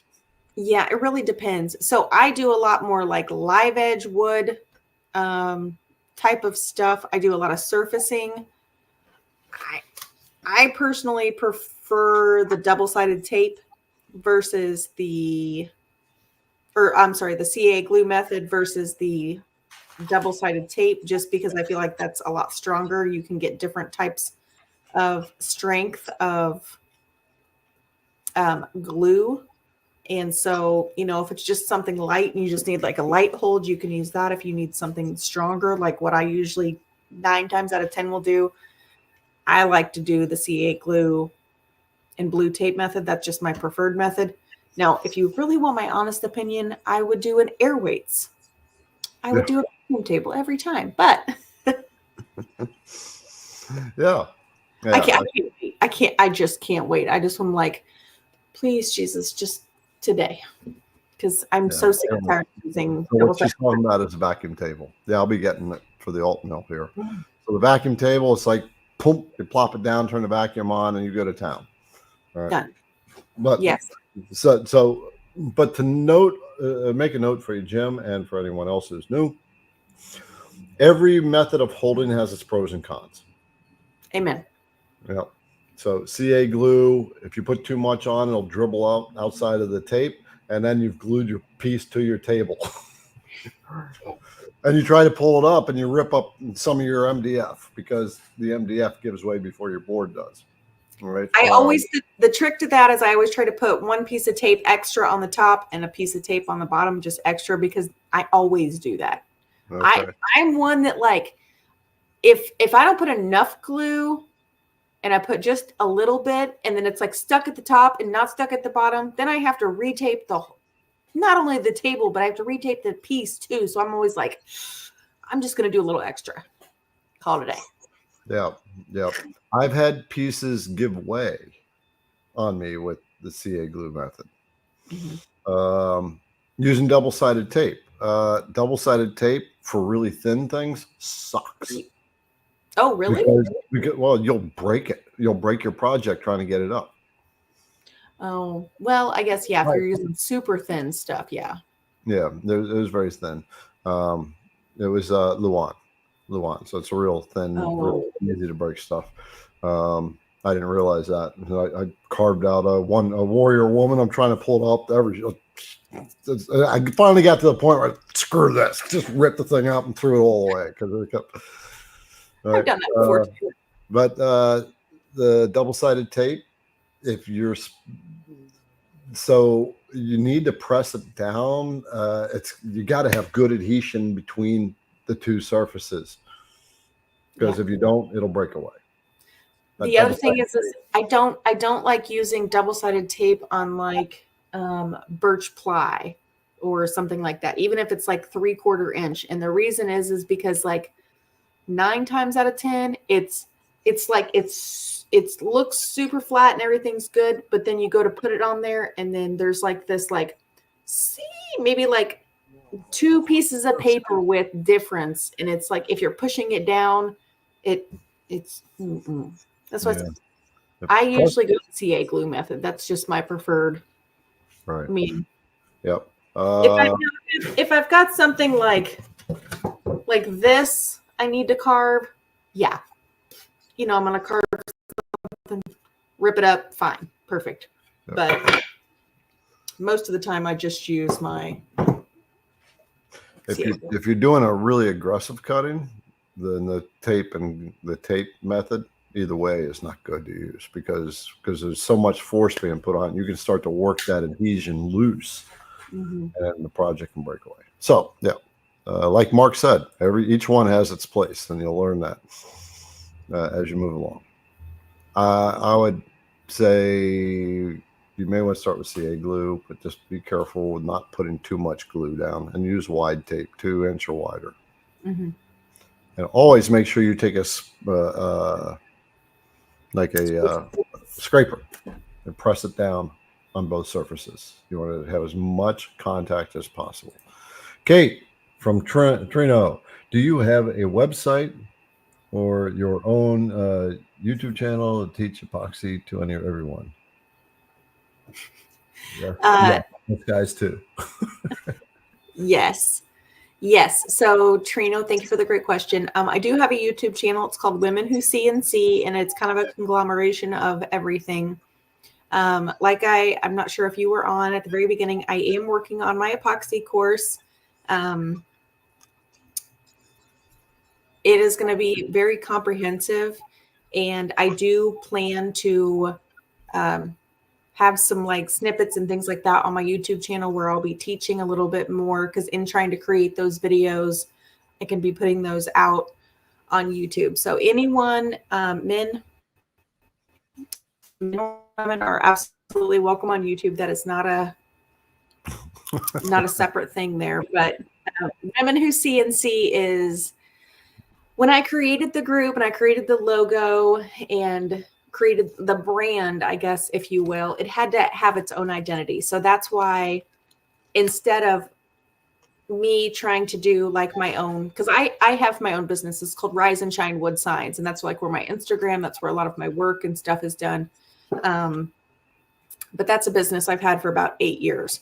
And so Women Who CNC, when that was born, it was like the Facebook and the YouTube channel. I wanted those two things to have that unity across the board. So people knew when they saw me, they would associate me with Women Who CNC, the group, and the YouTube channel and teaching and things like that I did.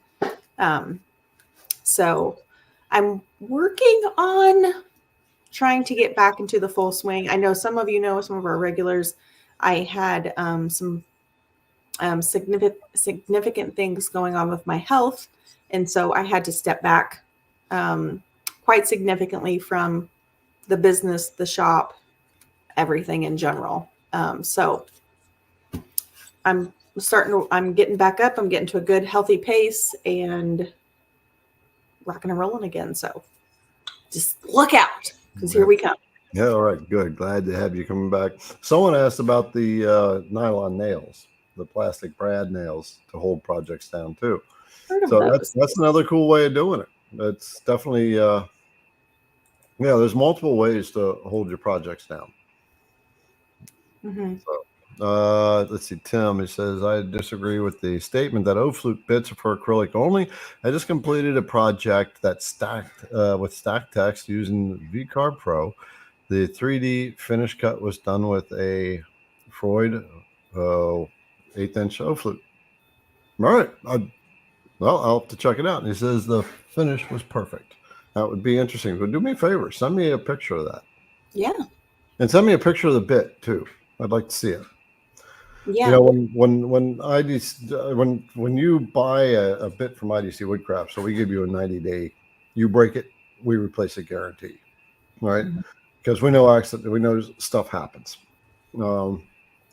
And one of the reasons is what we ask is that you send the router bit back, because I want to see what's happening with the router bits, so I can have the designs modified as needed. That's one of the reasons we do that. All right, Kim has a question. My question was a bit different. I don't doubt that your work is well worth $1,000. Just wondering why MDF was the base is a valuable piece. MDF is because I've already made those projects. I made them for me, and I've done the same thing. Make that thing for.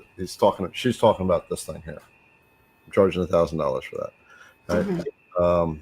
Because I've made them out of MDF. That's just what I've known to make them out of, and so it's like my default. That's just what I want to. Yeah. But I did learn a lesson on this. But go ahead. What were you saying?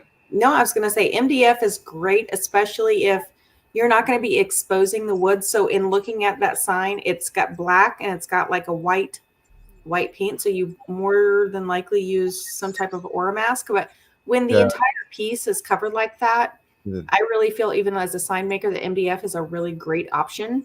If you wanted to up the ante on a sign like that, you could always like add a really nice frame or something like that. But when it's completely covered in black and white, I mean, you're not seeing any of the wood. So I don't think it would really matter if it was like, you know, a super nice piece of cherry or something like that, because you're not going to see that. Right. That's a good point too. It's actually a chrome, like silver, really shiny silver finish. Oh, okay. Yeah. So It's beautiful. yeah, it's actually really cool. So the MDF, it gets like you start getting into it, and it's not as smooth inside, and so it's much more absorptive inside. So I cut down a 0.2, and so it got really furry. And I thought about sending it off. I said, no, I'm not going to do that. And it left the best texture. I put a lot of cover over it. And then sprayed. I used spray paint on it and sprayed it silver. And it's got the greatest texture on it. It's so cool. Yeah. And MDF is not great to sand anyway, because it just tends to get super fuzzy. Yeah. All right, so and what else?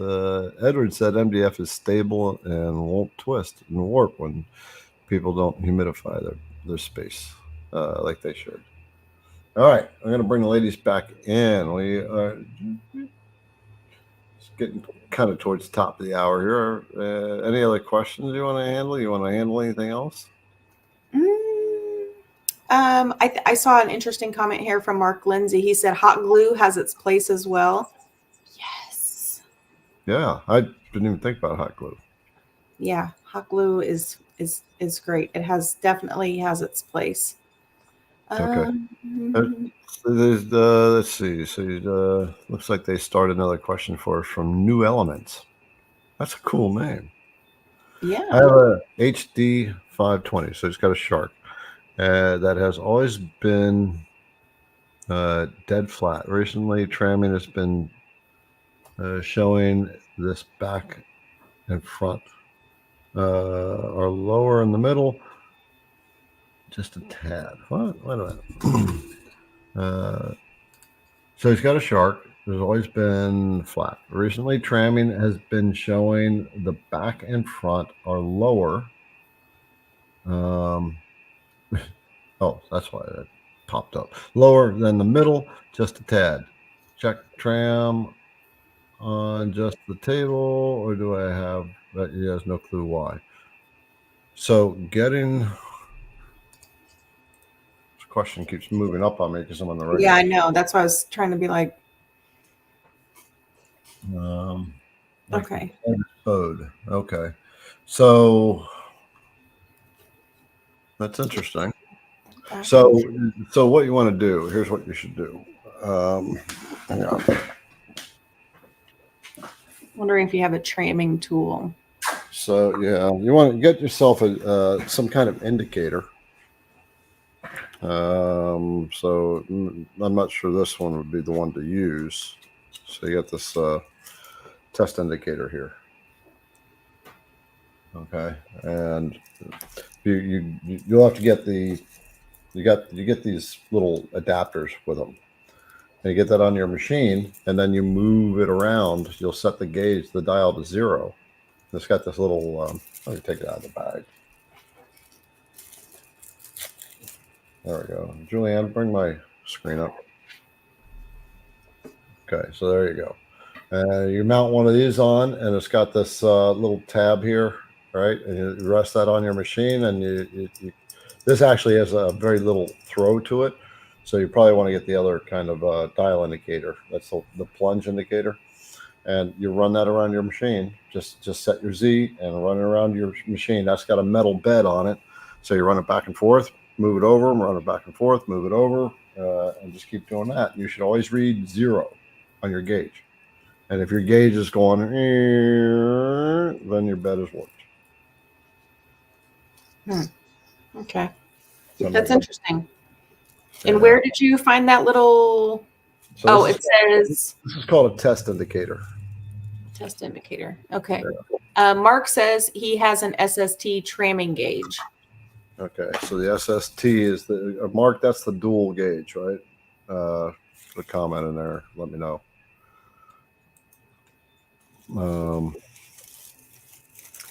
And then there's another one that's a dial indicator. So I'll bring that one out, and then I'll bring the ladies up.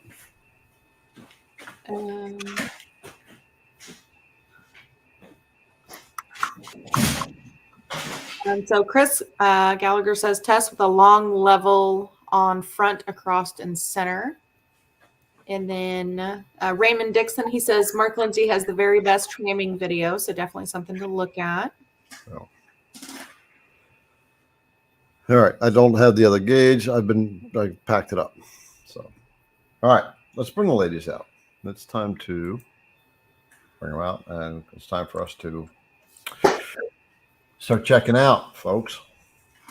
So make sure you give the girls some love because they've been hanging out, and they hang out in the background a lot and don't get to do a lot of the talking. So that's when your donations come in handy for them, so I can take them out to dinner and make it all worth their while.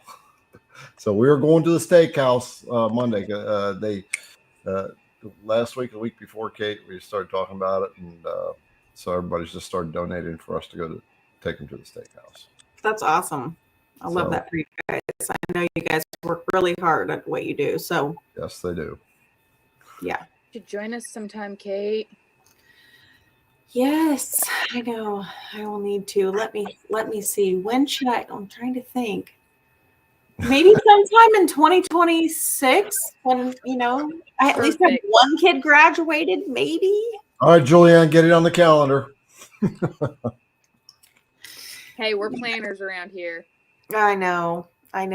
We literally just finished my high school. The kids just finished high school soccer on both counts. Both kids went out great.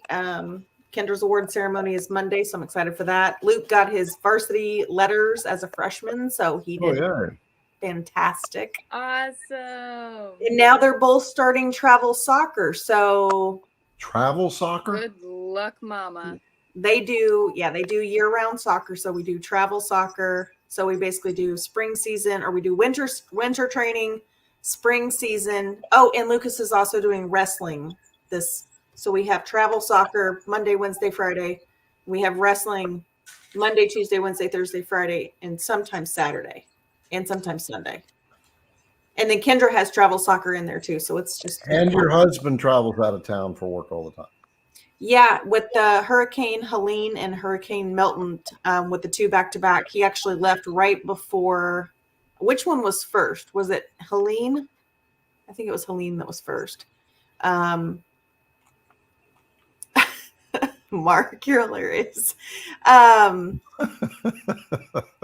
So he went down right before the very first hurricane, and he did not come. He was gone for 6 weeks straight. And then he got back. He's been home for about a week, and he actually just left again for Texas, and he'll be gone till the end of the week. So, hey, I want to point this out. Sorry, I'm going to interrupt you real quick. No. Tim just made a point. It's telling New Elements. If you have a MDF spoil board on top, then all you have to do is just surface spoil board, and you'll get it flat, even if the table's got a little bit of warp to it. So sorry, had to bring it up. No, you're fine. So I've been eating popcorn this whole time. Yeah. And Mark, no, it's not kicking a soccer ball from a school bus. That would be interesting, though. I should bring that up to them as they do that. No, we actually travel all over. For this particular league, we travel within. So we can travel to Kentucky, Tennessee, Illinois, Ohio, and Michigan. Are all of the places that we travel to. Chris said no. It's when they tried the VW bugs with the giant ball. I should bring that up too. Yes, the league would probably really like that. Yes. Now, yes. All right. Well, folks, next week we got Bill Keys. We're going to talk about CNC business from a guy who's been doing CNC business for quite some time. Not only from home doing his own CNC business, but he also works professionally running a CNC business.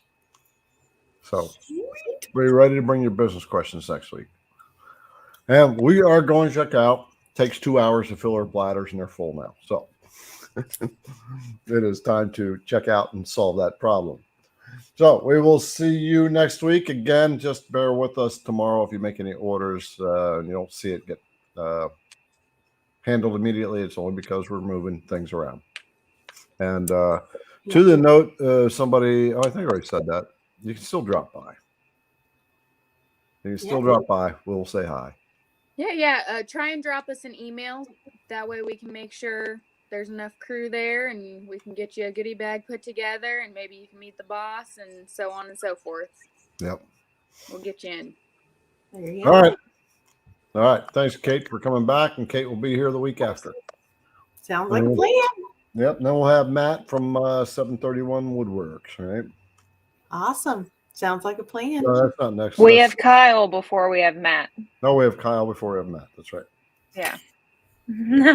Don't get us mixed up now. She's like, all right, yep. All right. We'll see y'all. bye.